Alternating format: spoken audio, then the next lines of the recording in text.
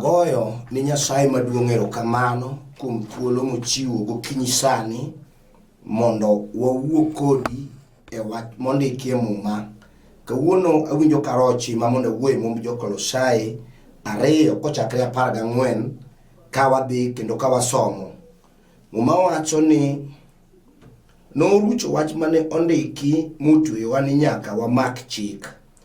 Wachno nodonjonwa kuom kethowa duto, to ne ogole oko chuth kogurogo e msalaba. To bende msalabano ema ne Kristo omaye joloch kod joteko duto mane gin go, kendo koselocho nomiyo gi wich kuot kosembogi e lela ka wasumbe mondo ji onegi. Agoyo ni Nyasaye maduong' erokamano mochako omiyo warado kodi e Lolwe TV ka. Wach mawinjo ka Nyasaye wuoye koda sani mondo wawuoye kodi en jok mane Omaa Loch to manyaka Teko. Adwa nachakni gi chien matin mondo ang' wawinjre kodi kwadhi. Satan en jal mane ok odak kachon, nodakie polo kod Nyasaye. To kindeno ni iluonge ni Lucifer. Lucifer gi dho Jo-Hibrania tiende ni jatelo mar ler. En ema nodong' ne mipango mag ler mag polo. Nochalo gir tich ma Nyasaye ne tiyo gi gimogen, kendo ne en achiel kuom malaike e kindeno manowuok e dhot mar kerubi. Noyiere mondo obed jatelo maduong' morito loch Nyasaye e polo. To nitie gima nodhi odonjo kuome miluongo ni sunga, manodwaro mondo romre gi Nyasaye kanotemo mondo ting're malo kolure gi kit cheo manomiye kotimo nyadhi. Gino nodhi kode matut manomiyo chope kiwango moamua kende wuon noloso multiparty. Nobaro malaike moko mag Nyasaye achiel wi 3 mag malaike duto manoloko modogo kore. Bang'e nochako ka gima odwa loko loch Nyasaye, tapako Nyasachwa maduong' ma ok inyal timo gimoro apanda ka ok oneno. Nomiyo Nyasachwa oting'o malaika achiel malo miluongo ni Mikael, manochwako malaika no mogore kod Lucifer. Bang'e to Lucifer nolwar e polo mar 2. Chieng'no nolok nyinge kawuok e Lucifer to nomiye nying miluongo ni Satan.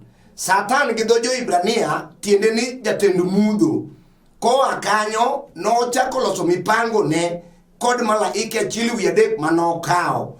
Ka wach achiel wi 3 tiende ni moko nokawo e dhod sirafi, moko nokawo e dhod kerubi, moko be nokawo e dhoudi mamoko. Kaka ing'eyo ni nitie dhoudi madhi 5 mag malaike. Nokawo gi achiel wi 3. To ae bang'e be nochako loso pinyruodhe manochako organize kaka gitaringo. To lengo ne maduong' en ni nodwaro noroch gi Nyasaye ma Nyasaye osekete piny. Achiel kuom gima Nyasaye no era inya manochwe machal kode kod kite ne en dhano. Jachien nopango mipango kaka nyalo mayo dhano gimiluongo ni loch. Apako Nyasaye maduong'. Adam kanie puodho mar Eden, Nyasachwa nomiye loch ewi le duto, ewi winy duto, ewi rech duto, nyaka wi yien minenogi. Moko ne en mondo chaki gi nying. Kendo onge gima ne nyalo monjo dhano, nikech dhano ne nigo teku mar Nyasaye manomiye, ma onge le mane nyalo monje. Kata obed simba ne nyalo neno ka dhano en gima duong' moinge. Onge le mane nyalo chopo kuome. Goyo ni Nyasachwa maduong' erokamano kuom loch kod teko gi nyalo manomiyo dhano kodak e puodho mar Eden. To bang'e to dhano dhi kamano ma dhano sudo kapod nie lony cha, kendo ne en kod dominion e gik moko duto ma Nyasaye ochweyo. To jachien nikech ne en gi lengo marach e polo mar 2 manokele manolware no, nopango kaka onyalo mako dhano bondo ma dhano loch. Dhano dong' ka onge gimogeno, ogen ko onge nyalo, obed ko onge gimonyalo mako. Dhano dong' ka ni buga, odong' nus, odong' ko onge gimoro, odong' noyweyo to setho, odong' ko onge gimonyalo timo malong'o mane Nyasaye oketo ni mondo tim. Nodonjo kuom Hawa, en sigana me ibi ng'eyo. Koa kanyo to jachien nodonjo kuom Hawa modonjo kuom dichuo miluongo ni Adam. To ae nomayo Adam gi Hawa gimiluongo ni loch kod teko gi nyalo. Adam gi Hawa nodong' gi lwetgi ka koro onge loch. To mae momiyo nyaka sama wuoye kodi ni dhano kata mna tong' moyude yo mano nyalo tere lo motho kendo winji kata winyo miluongo ni tula dhano nyalo kawo kidi mariembi ni tula nyalo nege. Gik mane dhano loyo tindo lo nyaka dhano nikech jachien marach nokawo loch kuom dhano ma dhano dong'o poko ka onge gima en go. Tapako Jehova mar lweny manoneno ka dhano manochwe ko ero odong' gi lwete ka onge geno. Nyasachwa nobiro yo machielo. Ndike Muma ni nonyuole gi dhako gi nyako matin miluongo ni Maria. Odonge piny Israel mana kaka ja Israel. Kendo ng'ama nong'eye ne onge. Odak kuno ka ng'ama ong'eye malong'o onge. Odak owetene kamiluongo ni Nazareth, kamongore man piny. Kokonyo wuon gi goranda ka gitemo mudu maisha kaka ji dak. Ajabu pod opando kite. To gima nokele en ni nobiro mondo ma Satan loch dhano duok ne dhano. Apako Nyasaye manitie mar yuoro. Nogo odak higni 30 kaeto bang'e ochimo batiso aora Jordan. Ka polo oseyiere ni ene moromo, buro go e polo kidwaro ng'ama nyalo wuok mondo bi e piny odar loch kuom Satan kidwoko ne dhano. O malaika nokoni waonge go kama ginyo gikieno dwaro remo mapok otimo richo. Jodongo 24 manodakie polo kod Nyasaye moro ka moro nochekore moyudo ni aremo nengo remba ok chal gi macha midwaro, an gi remo man gi remi e iye. Tapako Nyasaye maduong' ka ji nosekwede maonge ng'ama ne nyalo yie, to dong' gi wuodi achiel ng'ama derma, thuon mar Israel, nyalo mar jomosano, teko mar jomoyie, geno mar joma geno gi oselal. Noyiero Yesu e dimba e bura maduong' mar barasa mogo. Ajabu nowuok ka nigi chir kabire piny. Odak higni 30 kapok ogolo koke. Tawuoro chieng' moro ka en Jerusalem, jodongo fwenyo ni jal magani oting'o ok kawaida. Gik mowacho en openjo wato riek molowa nosomo kanye. Ajabu nigi rieko mar polo lingo e dundo. Bang' higni 30 bang' batiso aora Jordan, ajabu chimo pinyruodh mudho tir odhi gore gokela. Ochimo bungu kuma ne odhi rade kode. Okelo kore to Yesu kelo nyaka tieng' mar adek kiteme. Ajabu nolo penj. Okoni onge wat. Mano stage 1 ema keto kodi. Gikone to loch mane Nyasaye omiyo dhano nyaka dogne. Apako Jehova mar lweny. E kinde no dhano jachien ong'iewo, jachien okawo dhano, orwake gik mok nonego dhano bedie. To mae matinde mineno nyaka mieri moko lal monime lowo gionge geno. Ja Satan nomagi loch matinde gidok nyaka ira juoke, miyo gi gik matho ni giparo ni ginyalo miyo gibed mangima. Gikawo nyaka gik mosetho iwang'o ni buru ni ng'ato nang'o ni gino nyalo miye geno. Mano ok geno. Geno ni kuom jadhi jawuoyo kuome ja Nazareth osiep Lazaro ja Bethania. Teko mar jomoyie jachien noma dhano teko ne ginyalo ne ma dhano dong' buga, dhano dong' ka onge geno. Di mang'eny oseringo kaparo ni somo nigi geno. Somo en mana mamiyi mudu kapod dak e piny ni kuno onge teko. Jachien kojok to dhani gi sombi no midong' ka onge geno kuomi. Jomoko separo ni pesa gi dhahabu mano miyi dak mana maber e piny ni, to geno onge go. Kendo winji, jo pesa osetho modong' e lwetgi ma ji oywak gi lepgi e laro kod certificate mag degree. Winji, mano pod ok en duoko. Duoko ni kuom jama wuoyo kuome. Ajabu ja Nazareth, thuon en manolon lweny, nomayo chiemono otieno sa 6 kamiluongo ni puodho mar Gethsemani. Nomako ajabu kong'eyo gimomiyo imake. Nosechwake gi teko mar polo. Otieno no nolamo nokoni ruodha goli okombe mar remo ni e mbelena. Apako Nyasaye maduong'. Ajabu seng'eyo lweny man kuome. Ng'eyo gima nogole e polo. Oneno dhako ka dhako chandore. Moko igi wuok. Onge geno sandano se fel. Nyaka yien mimuonyo se fel. Yesu koni to ere kaka nyalo konyo.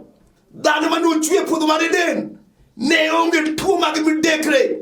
Adam ne onge kansa. Adam ne onge alsa. Adam ne onge ndulme. Tibi ne onge kumadam. Adam ne ni ng'ato maler. Ng'at ma onge chandruok. Mano dak kod kwe mar polo. Teko mar Salem. No dak kod e puodho. Jama Nyasaye ne limo dhiambo kod dhiambo. Taworo Satan. Kawuni rado gi Yesu thuon. Kata ni mako dhano mikete kongo. Molo ke gir ura gir pacho. Jal manone go beni tingo dala gi rano. To nitie Yesu ja Nazaret mewuoyo sani. Apako ja Nazaret. Apako limbeni. Apako tie mari. Ajabu obiro. Kapinyo seleo ka onge geno. Ajuoki oselar. Ajuoki onge geno kuomgi. Ajabu biro ka simba madhor Juda. Tudugo muol retako nyarombo. Omake puodho mar Gethsemane otieno. Isembe kitere Jerusalem. Ajabu limo tingo geno. Ong'eni jowadwa. Okanyal pingogi. Kata gi chwada. Okapinggi. Nikech ka ok ochwada. Jotuo dhi chango nadi. Joneko dhi chango nadi. Apako jaramba mar lweny. To kata rahura nyalo chango nadi. Ka ok ochwada. Ajabu dhi to ling karombo mitero kar yeng'o. Ajabu okong'oro. Onedo kamoro ywage okoni ma uywaga. Kamogikieni. Ma lwenja kenda. Ang'e gima nogola e polo kabiro. Kawuono ni Satan wadhi radogo. Pien 12. Wang kod wang. Ka ji nena ler. Ka ok en gimi pande mudho. Kawuono ni udhi yiero Nyasaye molamo. Udhi ng'e teko mar polo. Udhi ng'e nyalo ma Nyasaye omiya. Apako Yesu thuon. Sama Yesu ni tero e Kalvari tok dala Jerusalem. Kuma no witie wi Goliath. Odik ni en karanga wi. Nonro wacho niya. Goliath kane Daudi onego. Mong'olo wiye. Ne ok okalo go Jerusalem.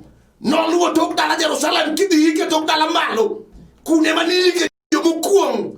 To Yesu ja Nazaret. Kolure gi chik mar Musa. Kod jo Yahudi gi jo Roma. Ne en jal mokuong. To gima mora. No kal kode dier Jerusalem. Kare mochwer kuome. Nikech kapok otho. No ywago Jerusalem. Mowacho ni ding'e gima dikel ni konyruok. No luwo dier Jerusalem tir. Kare mochwer kuome. Koting'o ting'e to ting'o ting'ni. Ochimo tok dala malo Jerusalem. Apako Jehova mar lweny. Ajabu nong'aw malo. Jochiende pango wacho ni wang' ni waloye. Kata nobiro. Ni ene ma nigi teko. Jalni waloyo. Olojo nabi manyocha watieko. Olojo bura manyocha watieko. Olojo dolo manyocha watieko. Olo ruodhi manyocha watieko. To eto biro gi rieko mane. Watieki wadhi kode. Ajabu ng'ato to dhi adhiya. Pod otemre maber ka jaromo. Ji pok ong'eyo ojalo kite. Ajabu ni wi bao malo. Olig jo kayane. Okodwoki. Ajabu jogi wuoyo kume marach. Jogi dhiaki. Joma kodi nyocha dongo chango ji. Dako change kende.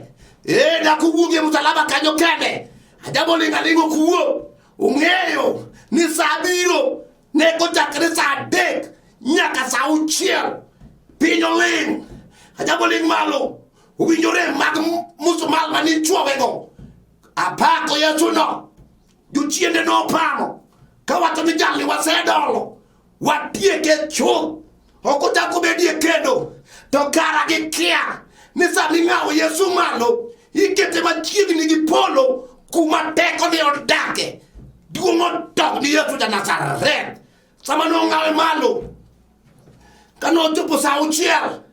Tir kar odiochieng'. Piny nobedo mudho. Sana ni lokore Satan. Satan ema ne sendo. Kargi 1 mag malaike mane jachien kao. Nolony gi alela magidong' gi lwetgi. Kisembo gi kama ka ji nenogi. Jo Nyasaye ne dhiaki kuomgi. Gisudo ka gidhi. kawuono ne wuoyo obed jachien mar ndulme mago yipi pile to go yie mat pile omiyo dendi otimo kibodo we awachni teko no ibiro gol kuom jalno kawuono Yesu duoko teko kuomwa oduoko loch kuomwa e Kalvari kanyo kata obed jachode manthaga kia kata chiwuode kia ng'ata kawuono nego wari hetie musalaba jochiende magi chode nodong gi lwetegi kawuono ni kata en dala modong kar kende ochalo gunda manokorie piny mar Israel ka Jeremia wuoyo no en gunda modong maonge ng'ato kata inie gunda dala ji osetho rumo kawuono musalaba ka Jehova biro golo gombo gi kuom momiyo nyaka jomosomo dong kendegi awinjo ka teko nitie wato ni musalaba kanyo kama no ma joloch teko gi kiduoko ni dhano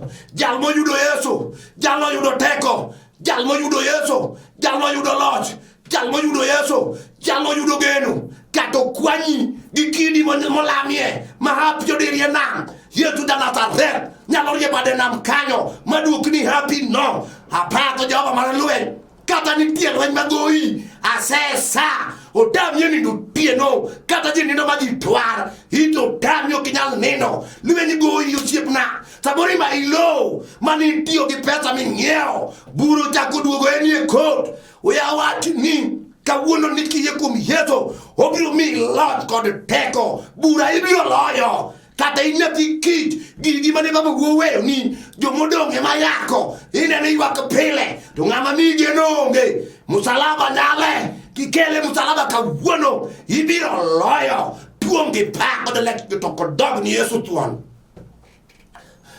wuoyo nyalo mar polo si platano ja Bethania injili ono injili ni musalaba malo chieng' ono loko kite kowuokie Romo obedo simba madhod Juda Johana nene koni jaduong' moro wuok aruya koni we ywak aseneno simba madhod Juda manyakwar Jesse osewuok malo ochimo jachien gi ng'ong'o ochimo tir odiochieng' ka chieng' rieny chiemo nosulwe gi chieng' odagi ni okwanyal bedo janeno kitero ruodhwa malo chien nopondo sulwe nopondo piny obedo mudho ne nitie puomruok mang'eny e dala Jerusalem nikech gima ji neno onge apako Nyasaye maduong' kawuono ni samimayo Satan lochne manosebedo go mamari no kiduoko ni nitie jasiki madhi bedo muofni ok dhi chak neno kendo kata gin joma noramo ne giramo ni ok nyal dhi maber mama inie tedo tichuna kata tim gima ber to chuyo kone kata iluonge gi nying duto mondo giluonge go kone kata ilos chiemo kone kata ikaw lewni miluoke go paso kone nitie kaka jachiro oseng'iewe loch ne osegol kuome nitie Yesu mawuoyo kuome sani okewo jo-Yahudi jama bado timo nyinyo nyalo golo chuori ni okol mar Satan kata osedhi kode piny ma chunye ochopo e piny joma tho osiko neno sumu onego madhi awinjo ka nitie meja mar lweny nitie komanda ma Daudi nong'eyo okoni Goliath osechung' e mbele jo-Israel aming'a kawuono nitie jal manie iya maduong' moloyo en ma en okono nochimo lweny gi ng'ong'o kata sani obed gima ma ikwe ma ok inyal bedo gi kwe misudi en kwe juma achiel to juma mar ariyo onge kwe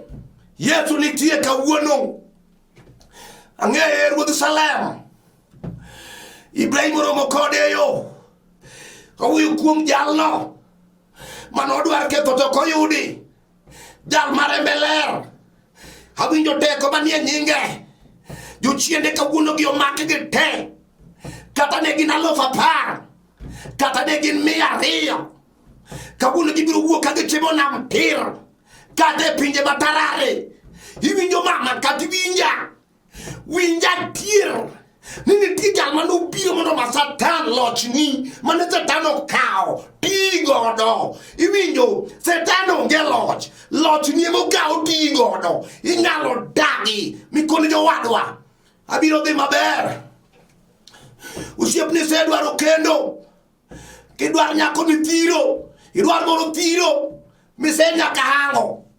Jobath dalau nie marundi, aya mano siepna. Loch nie mose mai. Dwar Yesu sani mondo ma Satan loch ne.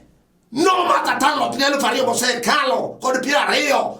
Ere gimine no katatano dongo, odongi lewati odonguga. Satan onge teko. Ondike mo manirie kema en goto teko to mai kod loch. He Calvary. Ere gimano odongi Calvary mabuene. Dumo dog ni Simba. Dumo dog ni nyakwar Jesse. Dumo dog ni nyakwar Obed. Manodhi musalaba. Kamisango mutimo gik. Objekti moro di dia kotarombo. Yetu nodhi kamisango mugik. Chieng no jochien. Oneno remo mapoko timo richo. Matatano serenda. Okoni jo wadwa wejo manyuta wamako. Manyuta nie jela. Nyaka nyo manyuta nie sel. Waweyo kawuono. Tatano dongi lweto dombuga. Haweyo kumi Yesu. Manyalo ringo Satan madong legi lwete. Kata no se pango. Niyo di no iga niyo krumu ne. Yesu ni pie madodoko ni lodge. Hoala mi se tako. Ini nuka pudo ko yumba. Tumo kuse kuni ni tem kod bilo. Giede miolo. Kuni hoala. Niye ko anyo di malo. Mago no. Tuali Yesu da Nazaret. Ene munyalo mi hoala di malo. Kata nenga to se ketiango. Kata yuse we. Yetu nyalo kalo mano. Mati ngoala malo. Hunyalo duku ni lot nyade chiel. Mote lala pele. Dumo dogo ni Simba. Samorina pie maraj. Osiep na gimi mulo koke mineno. Daka uyo kodi. Samoro chua misewa yongeng. Yonge ke lot maradaki dala no. Nyota inu yoma. Isengo wasembo. Nyota betamo gwende miya pinsakwa. Onge gima inigo mineno. Chunyo sengo mamo di maksum. Ima di tho. Winyi tho ken geno. Ngamo tho kodere diye mat moriere. Duar Yesu da Nazaret. Hoduk ni lot yodi di choi dag go. Yesu ni tie gigi mora. Kata inda koma onge nyathi ma Dio se yanyo. Jomoko se pimi kod rabolo ma di chuo. Kata poyo ma di chuo ma ok nyal nyuol. Mada wuse yanyi. Moko ni kaka choi pomo no. Yesu da Nazaret nyalo duoko loch. Me yodi ka yotingo nyithindo ok nyathi. Nyithindo. Wuyo kum nyalo mar Nyasaye maduong'. Chieng' moro kane pinyimbo. Ayudo miyo moro kona ne jatij Nyasaye. Asedak higni 11 ka onge nyathi. Chuora no osemetona. Omedo nyamwane no kanitie. Nyoto donjo to go marude. To wata setiko kod higni 11. Ojuanga kaminena ni. Chunya winjo malit. Na penje ni mama. Tisetemo nadi. Ukona no setemo modhinga kaya juoga. Ajuogo kone ni mondo dwar lach guoko madhi. Nie ka dipoko yudo nyathi.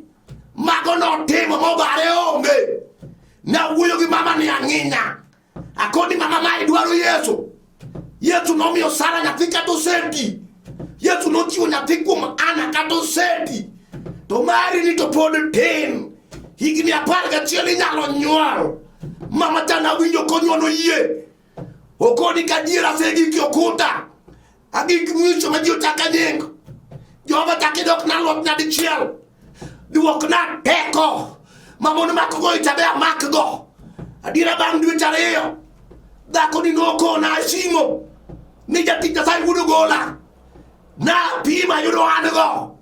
Nyatino ni pie no anyola katima wuoi. Eri gimine no kanya satu oknyal. Eri kamine no kalocho loigo. No ma iloch mane. Uma iloch madu siepna. Mama loch mane no koma jedala di kanyo. Onge di maber manyalo di. Gigite mi chako gi news. Oh, tam yo ketie bier. Yonge ke loche bi gimi kwayo. Kati koma ni Nyasaye mi yango locho onge. Winji gi Nyasaye wayudu kum loch de teko. Onde kiemo mane yang. ni joma no yudo Yesu no megi teko mar doko nyithindi Nyasaye. Nitie teko mimiyo ng'ato kose yudo Yesu, to teko no ene miyako kode gi Nyasaye. Kidwaro gimoro to Nyasaye mi koluwo teko. Idwaro nyathi mi koluwo teko. Idwaro pesa Nyasaye mi koluwo teko. Idwaro dichuo Nyasaye mi koluwo teko. Idwaro chang Nyasaye mi koluwo teko. Kama lot Nyasaye nitie, ajuogo luoro. Ng'ama nigi lot Nyasaye, kata juke pira boro bed piny, maywa mbofwa, maywa sutru, maywa kemba, ok maki, nikech lot Nyasaye odak kodi. Lot Nyasaye riti, kati wuothe yo, kata inie odi. Lot Nyasaye rito nyaka nyithindi. Ei lojo no, ema adwana kel mondo ing'e ni kawuono kiyie kuom Yesu, to loch ni mane Satano kao, iduoko ni, ichako bedo gi duol, iwinjo ka in kod nyalo, kata iwuothe ndara, in kod nyalo, kata iriembo mitoka, in kod nyalo, kata igero odi, ng'ama biro negi ionge, in kod nyalo, kata nyore gokendi in miaha, to in kod loch Nyasaye, ibiro dak e dalano kod chuori miti, nikech Nyasachwa ka ng'ato oseyudo lochne, onge gimoluoro. E nying Yesu wa Nazareth. Asewuoyo kodi mama, asewuoyo kodi dichuo. Kama intie na dwana lamni Nyasaye. Lot manyote de chino seka okumi kodi teko. Kawuono duogo ni ki yie kum Yesu mi kao Yesu. Kama intie na lamo. E nying Yesu Kristo wa Nazareth. Apako misinga mar lweny. In kendi e miromo. Yuwi nogo kogu no torem. Jotelo mang'eny nogo kogu no torem. Yuni manima Satan lochne. Loch mano kao kum dhano gi teko. Kawuono ni e lweti. Ni wuok e bur milando ni teko kod loch ma ipolo osemiya. Mano mama, mano nyako, mano dichuo, ma kama obetie no, odwa ni loch odog ni odhi ogedi. No osebedo matek, to koro osechoko chir. Ka kodogi e gunda mondo ogedi e gundo tame, to osekawo loch odhi gedo. Odwa kendo erogo. O Nyasaye duka ne podho, miye lot dichielo chung malo. Jehova mar polo obed janeno ni Yesu ja Nazareth timone. Erokamano Ruoth, nikech ang'eyo ni isewinjo. E nying Yesu Kristo Ruodhwa, igwedho nyaka joma winji, igwedho nyaka jo-Lolwe, Nyasaye maduong', igwedho jolweny mabudu muga, igwedho nyaka jotich Nyasaye machalo buda bol, nyaka yubu, Nyasaye majanyakach, igwedho Nyasaye tingi malo, nyaka gitich magitioni, e kinde makoro lweny gerne, chiel gi kod tekoni. Aselamo Ruoth ka ng'eyo ni wach ka wach mawuoye itimo maber e nying Yesu Kristo ja Nazareth. Amen. Ago ni Ruoth erokamano kuom wach mapuonjo.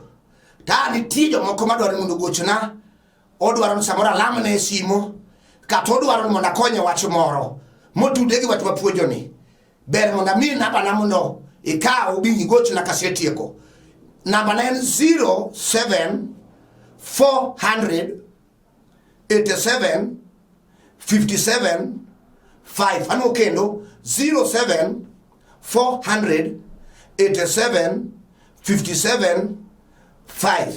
Nyinga gin Samuel Maroche, Bishop, an wuda Sembo Kanyakala, to sani tadake piny Nairobi kama tiyo tich Nyasaye, kabiluongo ni Olympic e yor Kibera. Koro kisechopo Olympic stage, tigocho natakawi kanye kama kanisa nitie, mondik ni the finished work at Calvary. Nyasach kwe magwedho ji mondo gwedhi.